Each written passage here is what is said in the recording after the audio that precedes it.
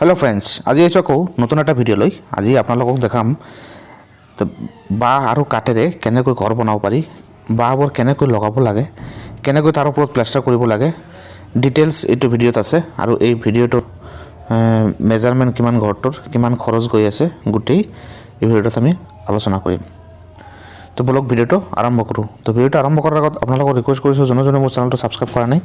Please চেনেলটো subscribe কৰি ল'ব আৰু এনেকুৱা নতুন ধৰণৰ ভিডিঅ' আপোনালোকে পাই থাকিব চাওক প্ৰথমতে এই ঘৰটোৰ মেজাৰমেণ্ট কৈ দিছোঁ সৰ এই ঘৰটোৰ ব্ৰেথ আছে আমাৰ 43 ফিট আৰু লেন্থ যেটো আছে এটো আছে 64 ফিট গোটেই ঘৰটো আমাৰ কাঠৰ ফ্ৰেম আৰু এইটো যেটো দেখিলে আপোনালোকে চালৰ মুদাটো এটো 6 ফুট হাইট দিয়া আছে এটো বহুতৰ প্ৰবলেম বহুতে মোক খুদে ইমান ব্ৰেথ থকা ঘৰটো কিমান হাইট দিব তো 6 ফুট দিলে আপোনালোকৰ সাফিসিয়েন্ট চাওক এই ঘৰটোৰ কৰিডৰ সিস্টেম ঘৰটো বনোৱা হৈছে দুটা ফ্যামিলিৰ কাৰণে এটো একচুয়ালি ভাড়া দিবৰ কাৰণে ঘৰটো বনোৱা হৈছে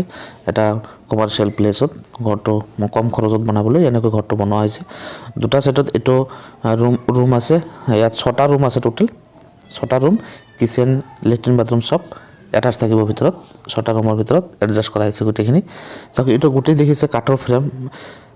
কাঠৰ ঘৰ মাজে মাজে কাঠৰ পোষ্ট আছে আৰু মাজে মাজে এটো আইৰন মানে কেমন আরসিসি পোষ্ট দিয়া হৈছে আরসিসি পোষ্ট নিদিলেও আপোনালোকে চলি যাব কিন্তু বেজ যেটো বনাব তলত মাটিৰ তলৰ পৰা যেটো বেজ বনাব এটো আপোনালোকে আপ টু প্ৰিন্ট লেভেল লৈকে এটো আৰসিসি পোষ্ট বনাব তাৰ পিছত তাত দুটা ক্লেম লগাই ওপৰত কাঠৰ পোষ্ট লগাই দিব পাৰে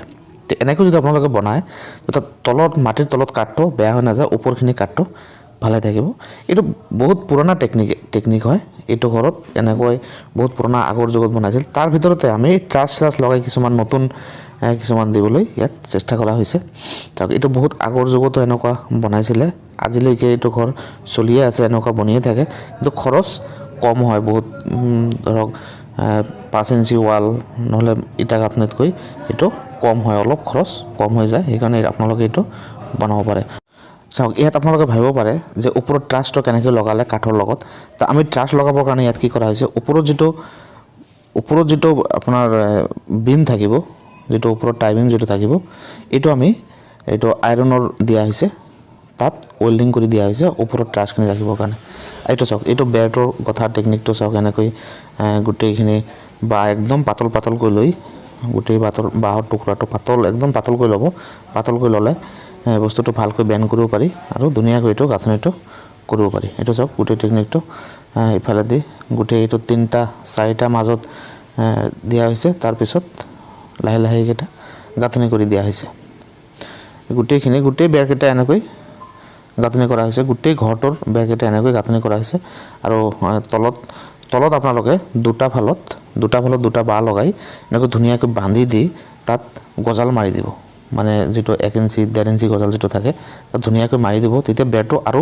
মজবুত হৈ যায় এটো দুফালে মানে পৰাৰ চান্সটো নাই হেলি পৰিব নোৱাৰে এইখানে এটো কৰিব লাগে এটো চাওক ইয়াতো এনেকৈ গাঁথনি কৰি আছে ধুনীয়াকৈ এটো গাঁথনি কৰি আছে তাৰ ওপৰত প্লাষ্টাৰিং যেতিয়া হ'ব প্লাষ্টাৰিংটো মই দেখাই আছো প্লাষ্টাৰিংটো কেনেকৈ কৰিব লাগে এটো মই দেখাই আছো আপোনালোকক প্লাষ্টাৰিং কাম চলি আছে ইয়াত এটো গুডেই আইৰন ট্ৰাছ লগোৱা হৈছে আমি মাজে আইৰন ট্ৰাছবোৰ ৰখাবলৈ মাজে ক্লেম লগোৱা হৈছে তাৰ পিছত পোষ্ট দিয়া হৈছে এটো চাওক এটো ওপৰত বিম চাইছে এটো হল আইৰন যেটো বিম দিব লাগে এটো আইৰন বিম দিয়া হৈছে তাত ওয়েল্ডিং কৰি এটো ৰখা হৈছে আপোনালোকে এনেকৈ এটো বনাব পাৰে তাৰ পিছত চাওক এটো মই প্লাষ্টাৰিংটো দেখাই দিও এটো চাওক এটো গোটেই ঘৰটো আগফালে এটো কাম চলি আছে গোটেইখিনি এটো প্লাষ্টাৰিংৰ কাম চলি আছে ভিতৰত চাওক ইয়াত প্লাষ্টাৰিংৰ কাম চলি আছে ভিতৰত প্লাষ্টাৰিংৰ কাম চলি আছে এটো ওয়ালবোৰ চাইছে এক কোট কৰি ওপৰত প্লাষ্টাৰিং মাৰা হৈছে তাৰ মানে ফাৰ্স্ট এটা কোট মাৰিব লাগিব তাক প্লাষ্টাৰিং তাৰ পিছতহে আৰু এটা কোট ইয়াত ওপৰত যেতে প্লাষ্টাৰিং কৰা হ'ব তাৰ পিছতহে এটো ফিনিশিং আহিব আদাৰৱাইজ এটো ফিনিশিং নাহে গোটেই ওয়ালটো ফাটা যেন লাগিব সেইকাৰণে ডাবল প্লাষ্টাৰিং এটো কৰিব লাগে এটো যাওক এটো একেটা ওয়াল ফিনিশিং কৰা হৈছে তাৰ ওপৰত আপোনালোকে কিউৰিং কৰিব পানী দিব নহলে বেয়া হৈ যোৱাৰ ফাটাৰ চান্সটো বহুত বেছি থাকিব সেইকাৰণে কিউৰিং অলপ কৰি লব ভালকৈ এটো গোটেইটা ৰুম গোটেই 6টা ৰুম ইয়াত বনোৱা হৈছে কিচেন আছে লেট্ৰিন বাথৰুম আছে গোটেই ইয়াত লেট্ৰিন বাথৰুমখিনি বাহিৰত দিয়া হৈছে আৰু কিচেনটো ৰুমৰ ভিতৰতে এডজাস্ট কৰা হৈছে ইয়াত চাওক ইয়াত প্লাষ্টাৰিংৰ কাম চলি আছে এটো চাওক কেনেকৈ প্লাষ্টাৰিং কৰি আছে এটো চাওক ইয়াত মছলাখিনি এনেকৈ মাৰি যেতিয়া লগাব ফাৰ্ষ্ট কোট এটা তাৰ ওপৰত দিব। তাৰপিছতহে এদিন পিছত নেক্সট দিনা তাৰ ওপৰত আৰু আকৌ এবাৰ প্লাষ্টাৰ মাৰি গোটেইখিনি ফিনিচিং কৰি দিয়া হয়। এতিয়া চাওক এইটো ছেকেণ্ড কোট চলি আছে, এইটো ফিনিচিং কোটটো চলি আছে। তেতিয়া আপোনাৰ গোটেই ৱালটো পূৰা ফিনিচিং আহিব। তেতিয়া আৰু এইটো গম নাপায় যে বস্তুটো বাঁহৰ নে বেলেগ কিবা বস্তু আছে।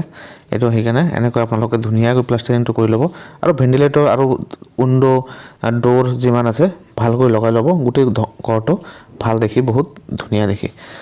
আৰু এই ঘৰটোৰ খৰচ চাওক, এইটো বহুত ডাঙৰ ঘৰ, অলমষ্ট 2800 স্কুৱাৰ ফিটৰ ঘৰ। এইটো ঘৰ আমাৰ 14 to 15 লাখৰ ভিতৰত অলমষ্ট কমপ্লিট হৈ যাব ঘৰটো। তো সেইকাৰণে অলপ কম খৰচত আপোনালোকে এইটো বনাব পাৰে ইটাতকৈ। কিন্তু আজিকালি এইটো বেছি নচলে। আপোনালোকে যদি ইয়াতকৈ ভালকৈ যদি ব্লক লগাব বিচাৰে, যিবোৰ 2 ফুট 8 ইঞ্চি 6 ইঞ্চি এইবোৰ যিবোৰ ব্লক পায়, এইবোৰ 3 ইঞ্চি ব্লক দি আপোনালোকে সৰু সৰু ঘৰ বনাই ল'ব পাৰে। এইটো বহুত ডাঙৰ ঘৰ, এইটো কমাৰ্চিয়েল প্লেচ, অলপ কম খৰচত, ইমান ভাল নালাগে, সেইকাৰণে এইটো এনেকৈ বনোৱা হৈছে। তো আপোনালোকে এনেকৈ বনাব পাৰে, কম খৰচত ঘৰটো বনি যাব। তো কিন্তু আৰু বেছি ভাল দেখিবলৈ আপোনালোকে ব্লক নাইবা ইটা 3 ইঞ্চি ৱাল দি ঘৰটো বনাব পাৰে। চাওক এইটো আগফালত এনেকৈ অলমষ্ট গোটেইখিনি হৈ গৈছে। তাৰ ওপৰত গোটেইখিনি এইটো ইয়াত ওপৰত বাৰ্চবোৰ্ড লগোৱা হ'ব, চাইডেদি টিনৰ চাইডেদি বাৰ্চবোৰ্ড লগোৱা হ'ব। গোটেই ঘৰটো ফিনিচিং হোৱাৰ পিছত, কালাৰ হোৱাৰ পিছত বহুত ধুনীয়া দেখিব। তো আশা কৰোঁ ভিডিঅ'টো আপোনালোকৰ উপকৃত হ'ব। যদি ভিডিঅ'টো ভাল লাগিছে প্লিজ লাইক কমেণ্ট আৰু শ্বেয়াৰ কৰিব। Thank you so' much.